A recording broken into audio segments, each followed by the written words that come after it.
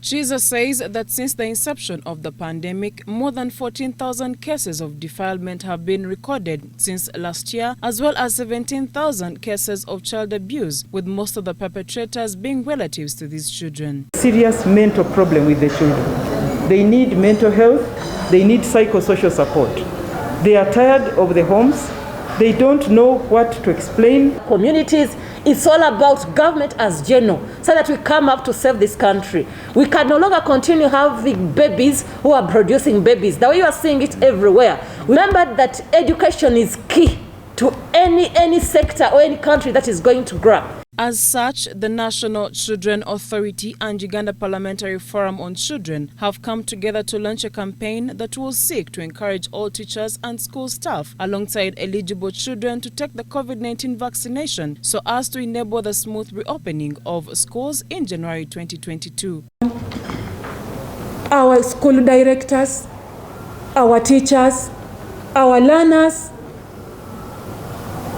who are in that age bracket of getting the vaccination, to do it to quicken the process. Government has targeted to vaccinate 330,000 students aged 18 years and above, as well as 550,000 teachers. Of these, 269,945 have already received the first dose, while 96,653 have received the second dose. This leaves 280,055 yet to be vaccinated. The authority is charged with advising the government on the formulation of a national child protection policy and child rights program. Chegega District Woman Member of Parliament Flavia Kabahenda urged teachers to go for vaccination to enable quick reopening of schools, saying the notion that home is safe does not apply because there is so much incest taking place in homes, which proves them unsafe.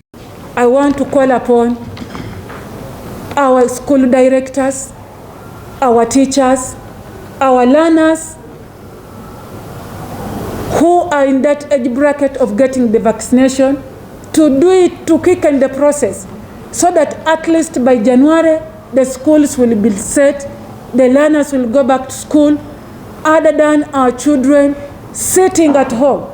She cited a case in Kawarole district where a 14-year-old girl recently gave birth to a baby boy sired by her own father, saying the locals have turned the girl into a tourist attraction, which many bewildered at the development. I want to cite a case in Kawarole district where a girl of 14 years last week delivered a baby boy from a biological father. She has now become a tourism attraction. The Uganda Demographic and Household Survey cites that teenage pregnancies have increased by from 25% to 28%, with Kabahenda partly attributing the rise to failure in parenting. Uganda Demographic and Household Survey that recently was read cites that teenage pregnancy has increased from 25% to 28% of the teenagers. She called for a 2-day public holiday so that all eligible people get vaccinated. Can we declare 2 days of holiday to ensure that the whole country is vaccinated? Let us flag list that. Let's declare a holiday for vaccination so that we all mobilize each other, all ourselves, to go, because even the vaccines that are being talked about are soon. Namayengo District Woman Member of Parliament Margaret Makoka, who also doubles as chairperson of Uganda Parliamentary Forum on Children, urged teachers to receive their vaccination, saying the COVID pandemic has affected health service delivery among the children, with BCG and DPT3 declining among infants because government put more focus on containing the pandemic. Talk of teenage pregnancies. Children who are even 11 years are giving birth. It is very dangerous. And the reason, children are redundant, they are at home.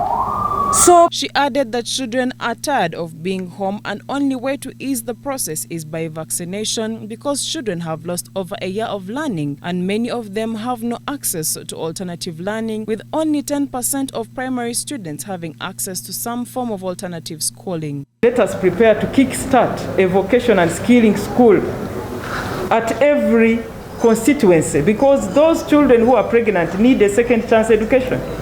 They will have to go to that. Godfrey Chienji, Francis Lubega, BTM News Today. Girls who got pregnant from the first lockdown and the second, Sexual Reproductive Health Uganda has a total of 70,070